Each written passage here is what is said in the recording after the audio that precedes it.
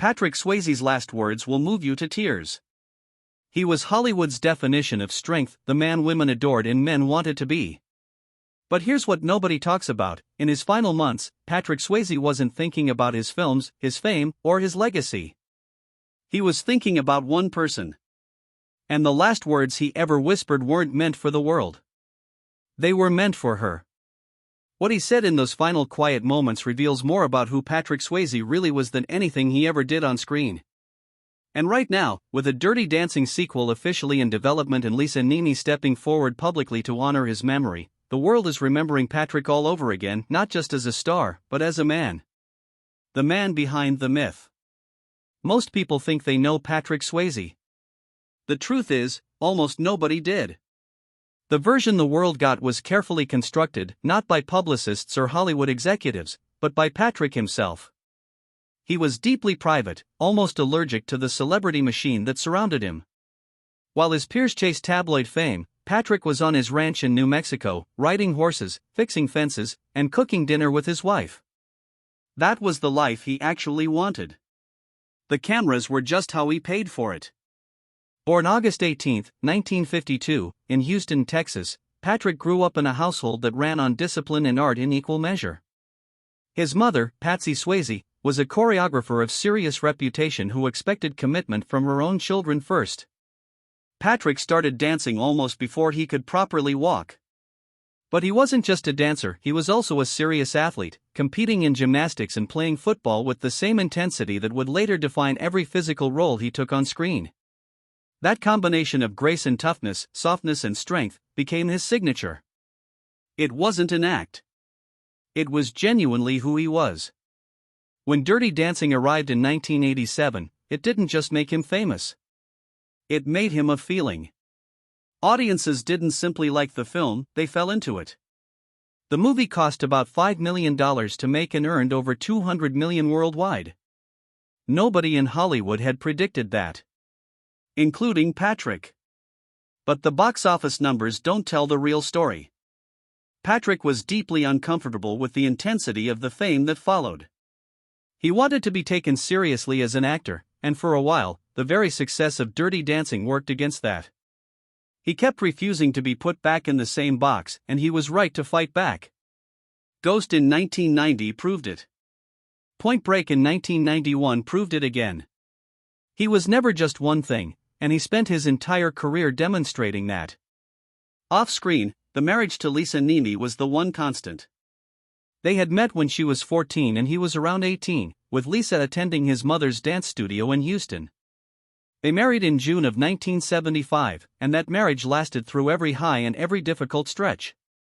Patrick was open about personal struggles, including battles with alcohol following the death of his father in 1982.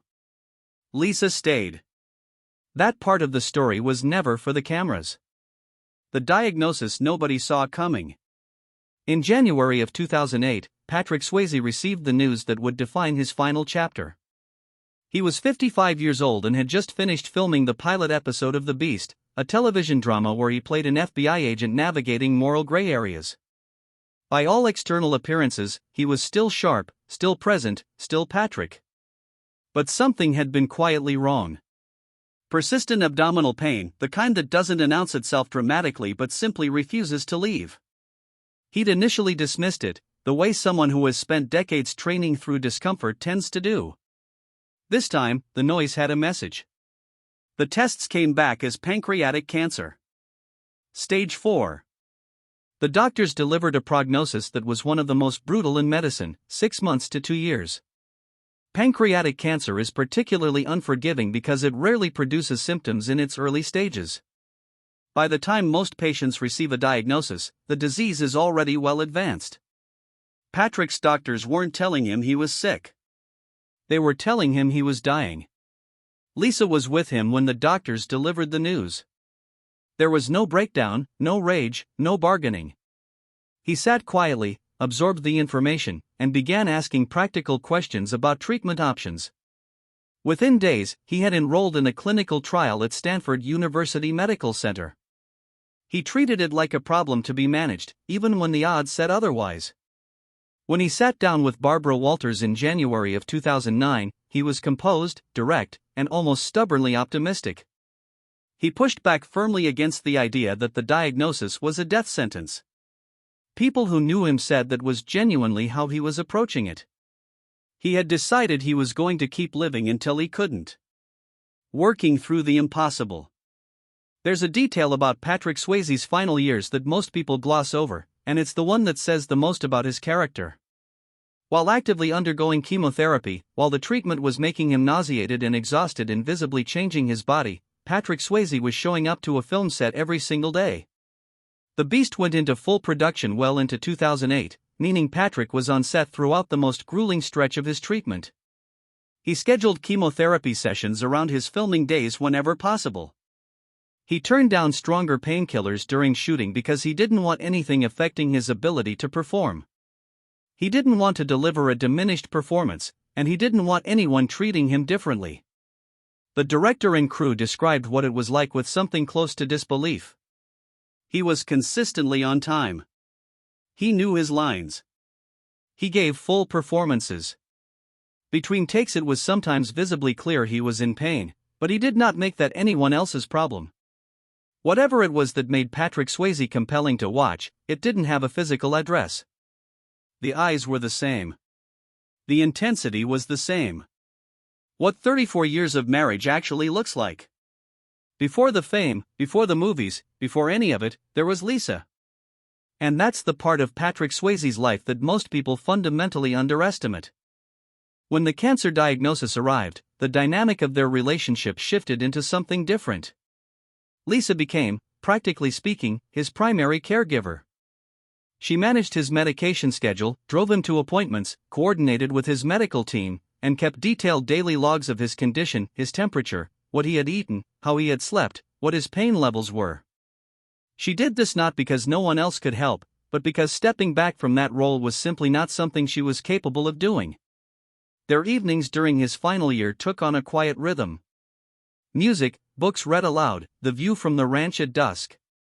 There were conversations, according to Lisa, that she described as the most honest of their entire marriage. Not because earlier conversations had been dishonest, but because proximity to death has a way of dissolving whatever small remaining pretenses people hold on to. In the last months, when he could no longer get around without help, Lisa was the one constant. The one face that was always there when he opened his eyes. And he knew it. And it mattered to him more than he had words for. The final moments. September 14, 2009, was a Monday. The kind of quiet September day that doesn't announce itself as significant until it already is.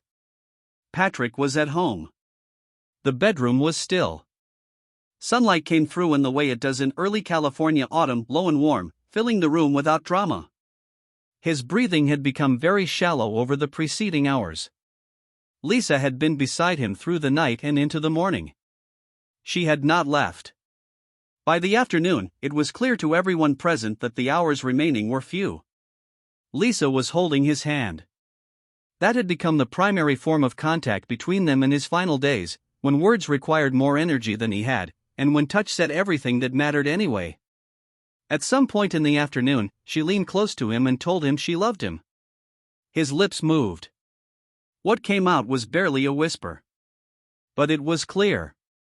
He told her he loved her. Those were the last words Patrick Swayze ever spoke. There was no prepared speech. No final wisdom delivered for posterity. No dramatic farewell. 3 words, spoken so quietly that only the person right beside him could hear them. And they were directed at the only person who had ever truly had all of him. A few minutes later, he was gone. He was 57 years old. What he left behind, and what continues. Patrick Swayze has now been gone for nearly 16 years. And something remarkable has happened in that time. His presence hasn't faded. It has grown. On September 14, 2025, the 16th anniversary of his death, Lisa shared a touching tribute in collaboration with the Pancreatic Cancer Action Network, recalling a pivotal moment early in his illness. She said that when he first learned of his diagnosis, he turned to her and said he felt like a dead man, but then, shortly after, on a walk at their ranch, he held her hand and said he wanted to live. That's who Patrick was, she wrote. Parade. And just this month, Patrick's legacy took yet another unexpected turn. Lionsgate announced a Dirty Dancing sequel is officially in development, timed for the film's 40th anniversary, with Jennifer Grey returning to reprise her role as Baby. Hello? Lisa has read the script. I was very moved by it, she told Us Weekly, sharing that she appreciated how the film handled the legacy of Patrick's character, Johnny Castle. News. When fans have expressed continued devotion to Patrick over the years, Lisa's response is always the same: "You have really good taste." Readers. Lisa has also continued her advocacy work with the Pancreatic Cancer Action Network. Reflecting on why she shows up year after year, she said simply, "It gave me a way to keep his fight going, because he fought like hell to be here." SSB crack. Jennifer Grey, for her part, has made clear that the sequel is not an attempt to replace what cannot be replaced. She has said there is no replacing anyone who has passed, and that the goal is to go for something different rather than repeat what made the original magic. Readers. There's a particular quality to the way Patrick Swayze is remembered that's worth sitting with. Most actors of his generation who reached his level of fame are remembered primarily for their most iconic roles, a line of dialogue, a single cinematic moment. Patrick is remembered by the people who knew him and increasingly by audiences discovering his work for the first time as a person. The roles are remembered, but the man is remembered more. That's not an accident. It's the result of a lifetime of choices about what to value, about what to protect, about what actually mattered when the cameras stopped. He chose Lisa over celebrity. He chose the ranch over the party circuit. He chose to keep working when dying would have excused him from it, not to prove something to the world, but because it was how he wanted to spend whatever time he had. The last words he ever spoke were 3 words to his wife in a quiet room on a Monday afternoon. They weren't scripted. They weren't delivered for an audience. They were simply true. And in a life that contained a great deal of performance, they might have been the most authentic thing he ever said out loud. Some people leave the world making noise. Patrick Swayze left it making sense. What are your thoughts on how Patrick chose to spend his final days? Share with us in the comments below. If you enjoyed this video, be sure to like and subscribe to our channel. For more stories like this, click on the next video. You never know what you'll discover.